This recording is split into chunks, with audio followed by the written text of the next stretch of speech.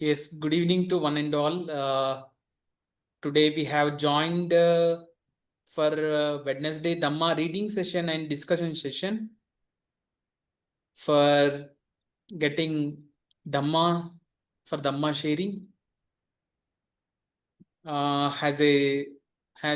As we start the session, we remember the Buddha, Dhamma, and Sangha. We can recite Namo Tassa for 3 times as a mark of remembrance. You can all join me for reciting Namo Tassa.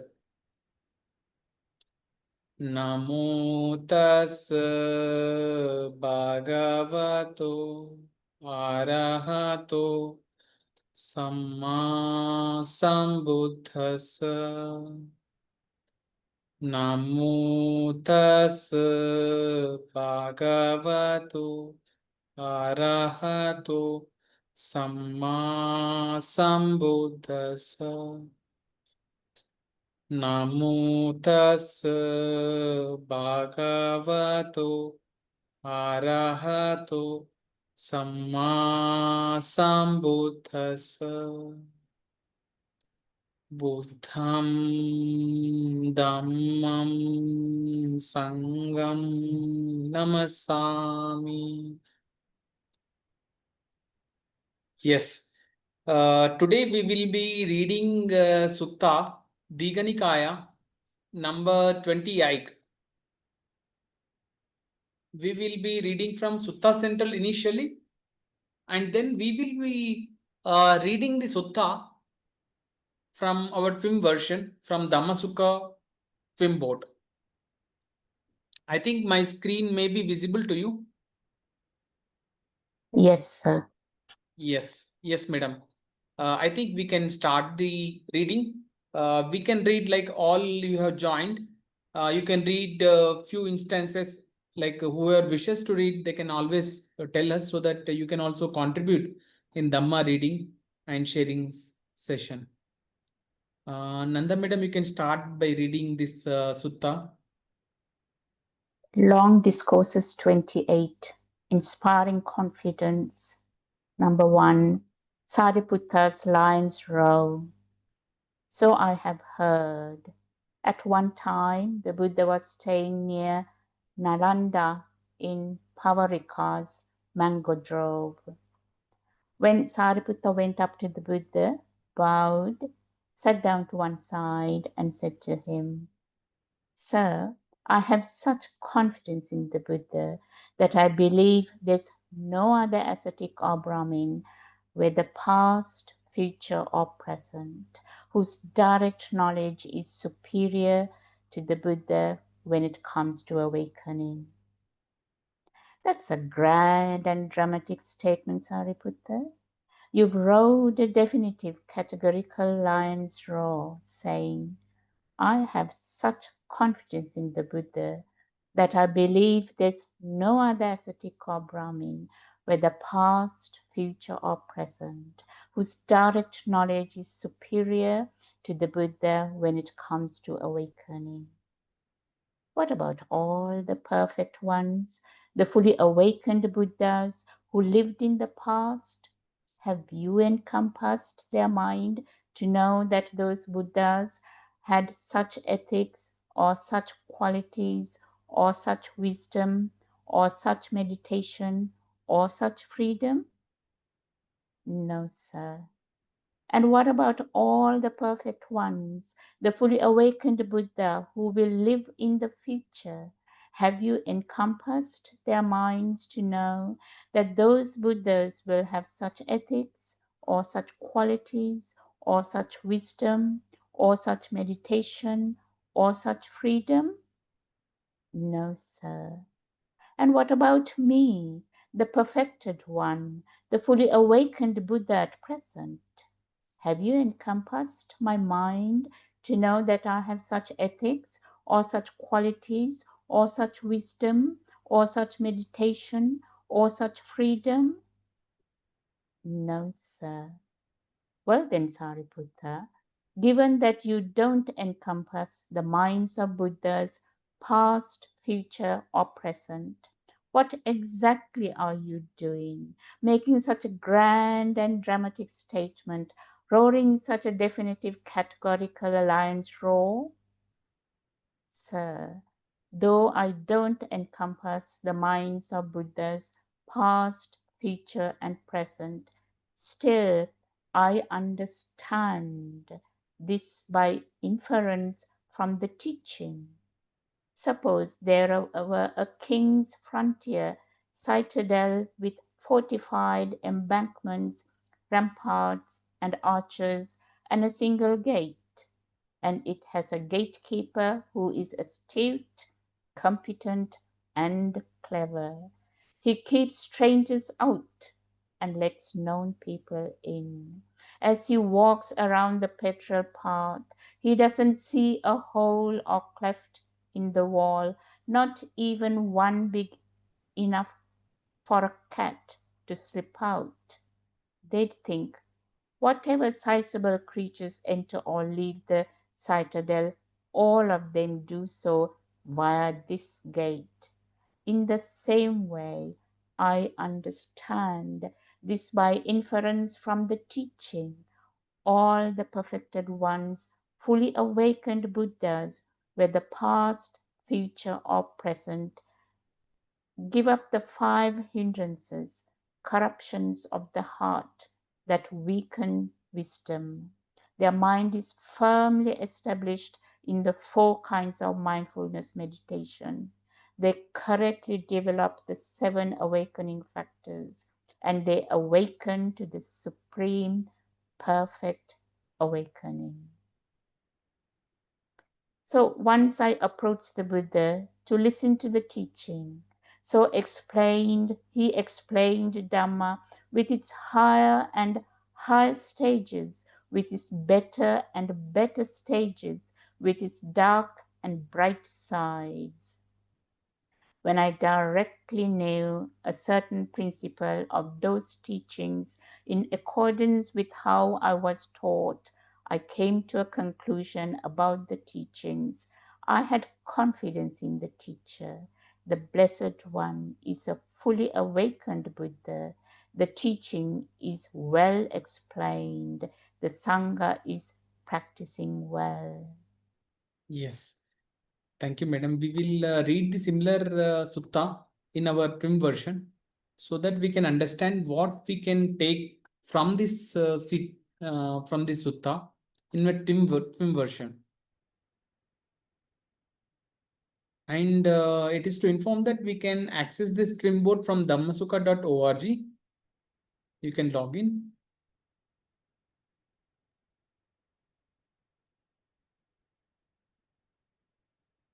Yes, anyone wants to read can just tell me. They can read.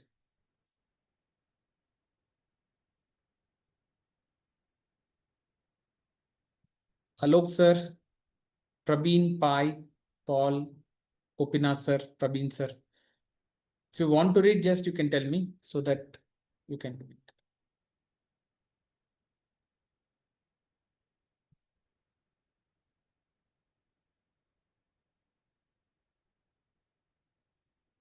Otherwise, I will be reading it. Let's look at this in light of Wim and Bhante Vimalaramsi's interpretation, easily, especially how it relates to the confidence born of direct experience and inference through dependent origination. The context of Sariputta's lion roar. Sariputta is declaring his unshakable confidence, avicca pasada, in the Buddha, not through blind faith, but through wisdom rooted in understanding the Dhamma. He says, though I do not encompass the minds of Buddhas of past, future, or present, still I understand this for inference from the Dhamma. This is the key. Faith based on inference from the Dhamma. Dhamma Vayanana. Not an imagination or authority.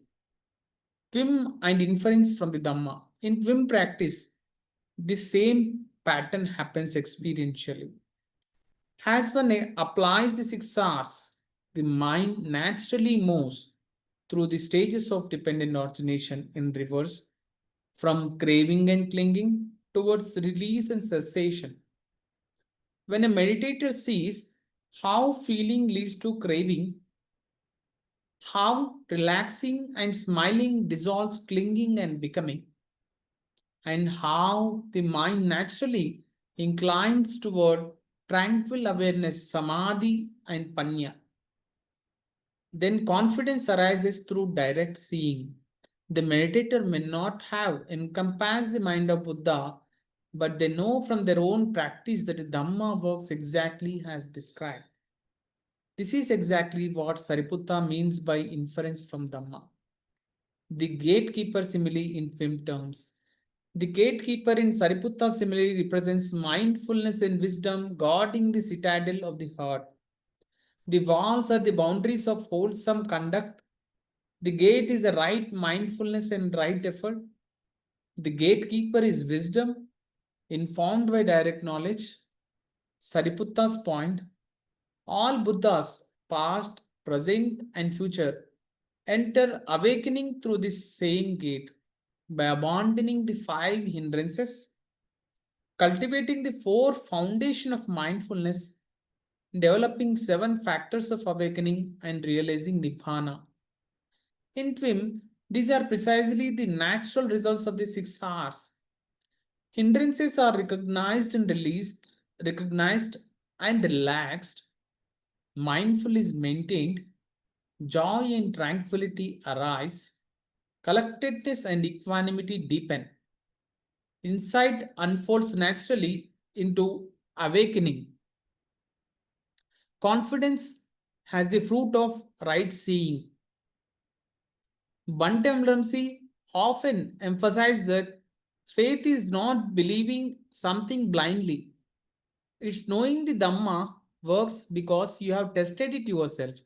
So when Sariputta declares his confidence, it mirrors what happens in Twim practitioner. They don't believe in Buddha because of dogma.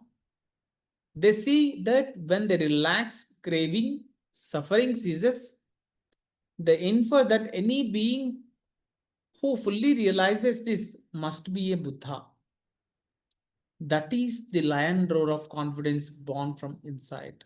Summary: inference from Dhamma, understanding through cause and effect, seeing dependent origination in one's own mind, giving up hindrance, the shared path of all Buddhas, using the 6 Rs to release craving and hindrances, gatekeeper simile, wisdom guarding the heart, mindfulness and relaxation monitoring mental flow, faith in the Buddha rooted in understanding, rooted in personal verification of the Dhamma. Here, I would like to say that the reading which we have read, where Sariputta is telling Buddha that he has not seen anyone other than the Buddha in terms of awakening. However, Buddha having a wholly encompassed mind, in the sense vast knowledge, he questioned Sariputta that he questioned Sariputta in a way that whether Sariputta have seen or read the minds of the Buddhas in the past, minds of the Buddha in the future. Then Sariputta told, no. But Sariputta have explained that I have taken the reference of the Dhamma because he has a confidence in the Dhamma. Because our practice, particularly our practice which is based, we do not believe in Buddha because of such and such a person has said or such people said. We believe in Buddha because of our own practice, because of our own practice, and we see directly. Like whenever we sit in a meditation and we apply the 6 Rs, we find the release in our attention, and we find ourselves in a relaxed state of mind when we apply the 6 Rs during the practice. That's why we believe, because this the practice is getting applied here. And whenever we apply 6 hours, as we know that whenever even Bantam Ramsey emphasizes many times that craving can be noted as tension or tightness present in our mind. And whenever we apply 6 hours, has recognize, release the distraction, relax the tightness present in your head, re-smile, and return to our object of meditation, and repeat whenever we have a distraction.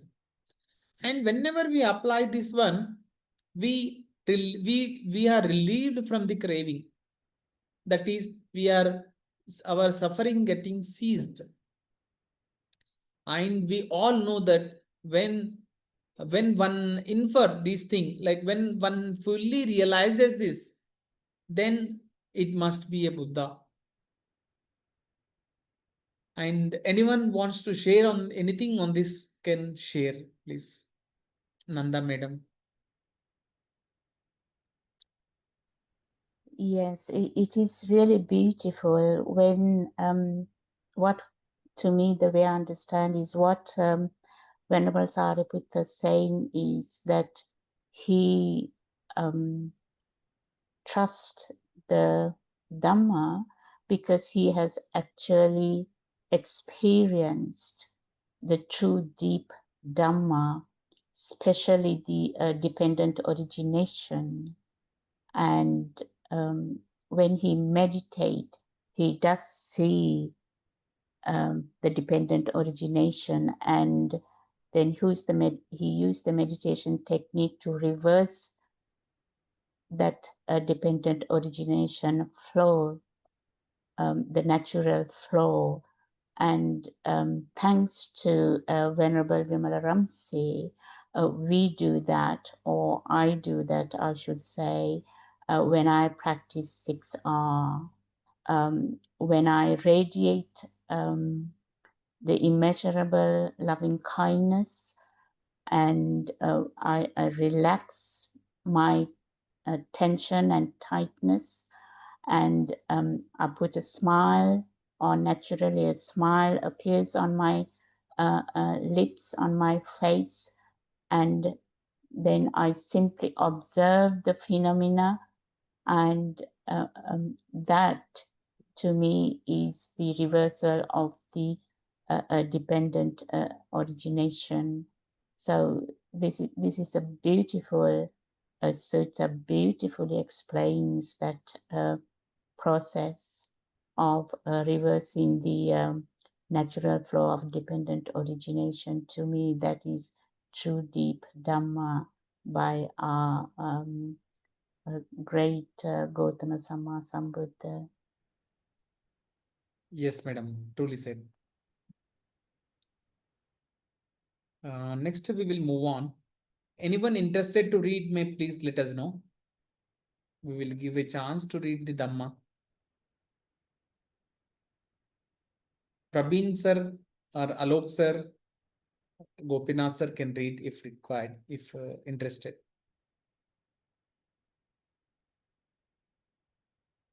Pai, Paul sir.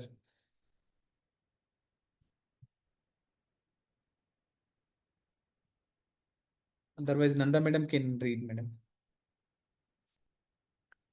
1.1 Teaching skillful qualities. And moreover, sir, how the Buddha teaches skillful qualities is unsurpassable. This consists of such skillful qualities as the 4 kinds of mindfulness meditation, the 4 right efforts, the 4 bases of psychic power, the 5 faculties, the 5 powers, the 7 awakening factors, and the Noble Eightfold Path. By these, a mendicant realizes the undefiled freedom of heart and freedom by wisdom in this very life, and they live having realized it with their own insight due to the end of defilements. This is unsurpassable when it comes to skillful qualities. The Buddha understands this without exception. There is nothing to be understood beyond this, whereby another ascetic or brahmin might be superior in direct knowledge to the Buddha when it comes to skillful qualities. Yes, madam. Next one also you can read. Yes, madam. 1.2 Describing the sense fields. And moreover, sir, how the Buddha teaches the description of the sense fields is unsurpassable. There are these 6 interior and exterior sense fields: the eye and sights, the ear and sounds, the nose and smells, the tongue and tastes, the body and touches, and the mind and ideas. This is unsurpassable when it comes to describing the sense fields. The Buddha understands this without exception. There's nothing to be understood beyond this, whereby another ascetic or brahmin might be superior in direct knowledge to the Buddha when it comes to describing the sense fields. Yes, madam. You can read this 1.3 also. 1.3 The conception of the embryo. And moreover, sir, how the Buddha teaches the conception of the embryo is unsurpassable. There are these 4 kinds of conception. Firstly, someone is unaware when conceived in their mother's womb, unaware as they remain there, and unaware as they emerge. This is the first kind of conception. Furthermore, someone is aware when conceived in their mother's womb, but unaware as they remain there and unaware as they emerge. This is the second kind of conception. Furthermore, someone is aware when conceived in their mother's womb, aware as they remain there, but unaware as they emerge. This is the third kind of conception. Furthermore, someone is aware when conceived in their mother's womb, aware as they remain there, and aware as they emerge. This is the fourth kind of conception. This is unsurpassable when it comes to the conception of the embryo. Yes, madam. Now we will be reading the same in Twim version. We're reading from Teaching Skillful Qualities.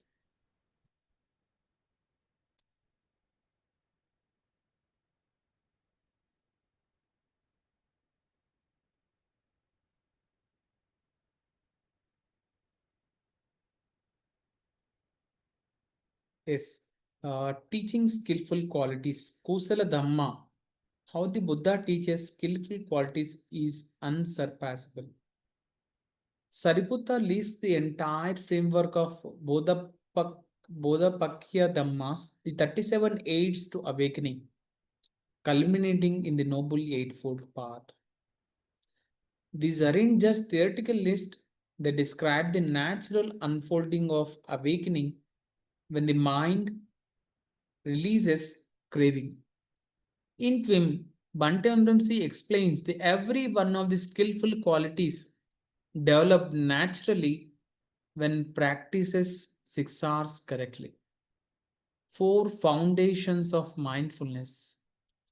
Twim equivalent, awareness of mind and phenomena during practice. Function, observing how mind's attention moves. Example, noticing craving arise and relaxing it. 4 right efforts, 6 R process itself is a 4 right efforts. Function, abandon unwholesome, prevent future unwholesome, arouse wholesome, maintain wholesome. 4 bases of psychic power, collectedness with wholesome intention, effort, energy, mindfulness, and investigation all working harmoniously. 5 faculties or powers: faith, energy, mindfulness, collectedness, and wisdom, strengthened through balanced and relaxed effort. 7 awakening factors arise sequentially during deep practice: mindfulness, investigation, energy, joy, tranquility, collectedness, equanimity. Noble Eightfold Path. The full integration of the above, the culminates in right knowledge and right liberation. So, when Sariputta says this teaching is unsurpassable, he is saying there is no higher training or path that leads beyond the full development of these skillful qualities. And when these qualities appear as a living process, not as something to force or memorize, but as the natural result of relaxing craving and maintaining loving awareness. Next, 1.2, describing the sense field, Salayatana. How the Buddha teaches the description of sense fields is unsurpassable. The Buddha's explanation of the 6 internal and external sense spaces, eye and forms, ear and sounds, etc., is a most complete analysis how contact and perception give rise to experience. This connects directly to dependent origination paticca samuppada, the heart of Twim teaching. In Twim, awareness of how contact first leads to feeling Vedana and feeling to craving happens through see these 6 sense stores. By observing how attention moves from sense bases, the meditator sees craving arise right at the point of contact. Then, by relaxing the tightness and smiling, the whole dependent chain stops right there. So, this unsurpassable teaching on the 6 sense fields isn't abstract, it's a living abstract of dependent origination in itself. Bhante Mlamsi often said, the Buddha discovered that every moment of suffering begins with contact at one of the sense stores. When you see that, you can let go right where it starts. The conception of embryo.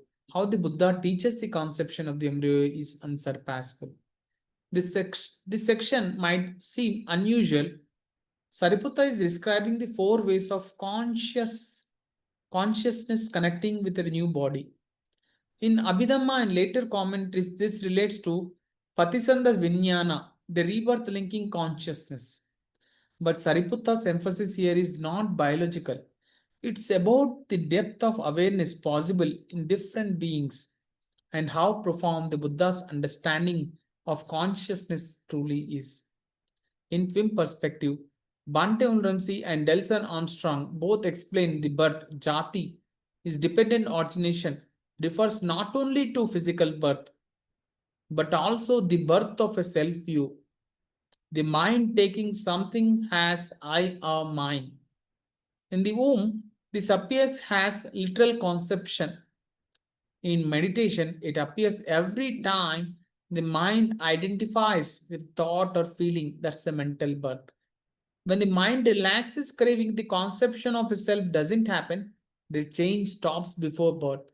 So Buddha's unsurpassable understanding of conception reflects his complete insight into how consciousness arises, takes form, and ceases both physically and mentally. This total understanding of arising and ceasing is the same realization experienced at the moment of awakening.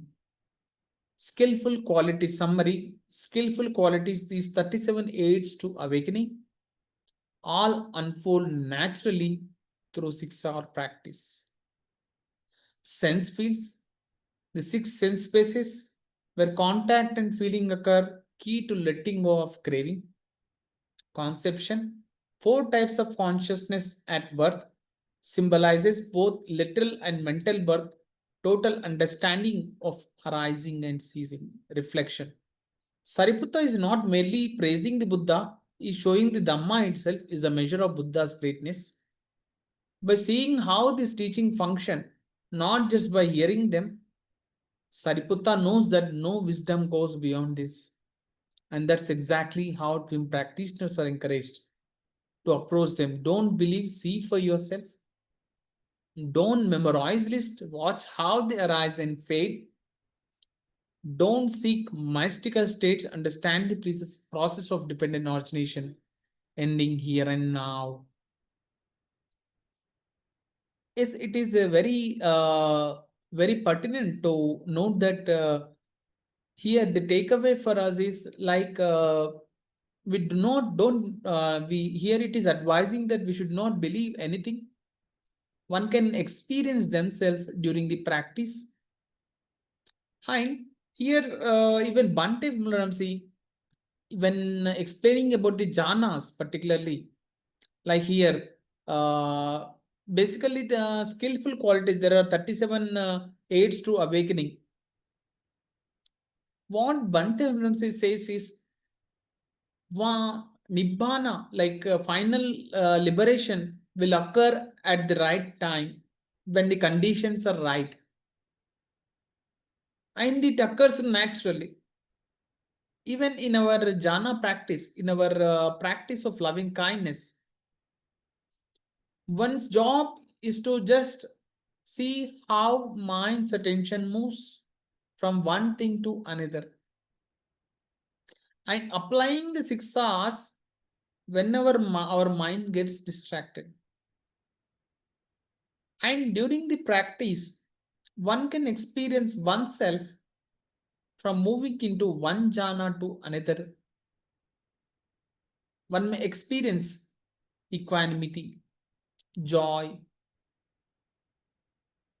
and different states of mind when they practice. And this is natural unfolding. One need not do anything else, just it will unfold naturally, having an open awareness. And here second part being the sense fields, here it is talking about the 6 sense spaces. And important thing is we can stop this linking of chain of linking by applying the 6 R's.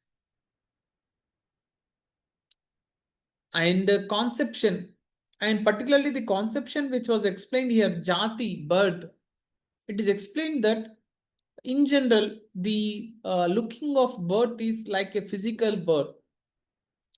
But what here it is emphasizing is every time whenever we recognize as myself, mine, then it is recognized as a mental birth. Really, it is very good explained here. Anyone wants to share anything? Can please.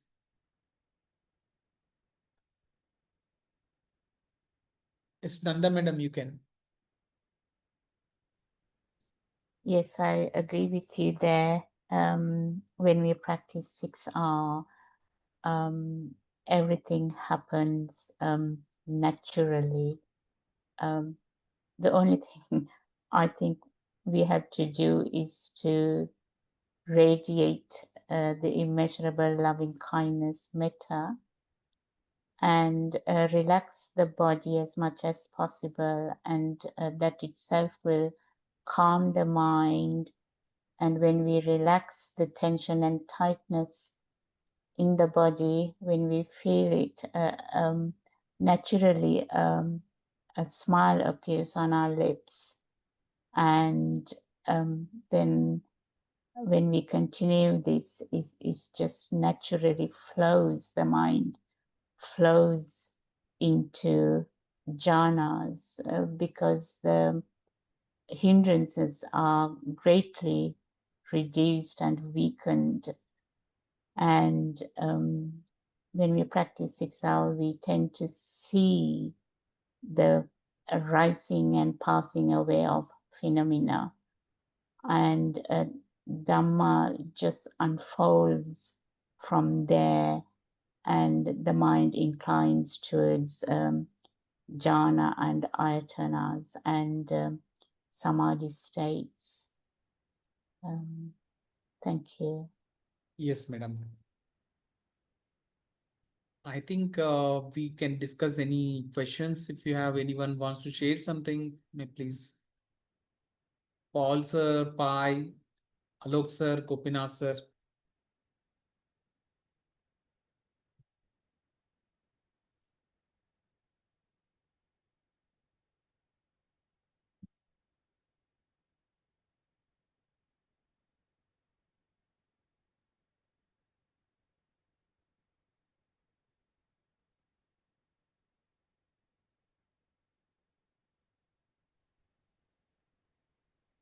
Yes, if no one has anything for sharing, we can read the sharing merit. We can all read together the sharing merit. You can unmute, all can unmute and read. And let this sharing be shared to all beings, and may this Dhamma to be continued. Yeah, may suffering one Be suffering free, and the fear struck fearless be. fearless be. May the grieving shed all grief, and may all beings find relief. Find relief. May all beings share the share spirit this that we have just acquired for the for the acquisition of of all all kinds of kinds of happiness. happiness. May May be beings inhabiting space and air, devas and nagas, mighty power, share this merit of ours. May they long protect the Buddha's dispensation. Sadhu, sadhu, sadhu. Thank you all for joining session. Wishing all happiness and peace to all. Thank you. Thank you, Nanda Madam. Thank you, Gopinath sir. Paul sir. Thank you so much. Yes, Pai sir and Alok sir. Thank you, Sindhu, for joining.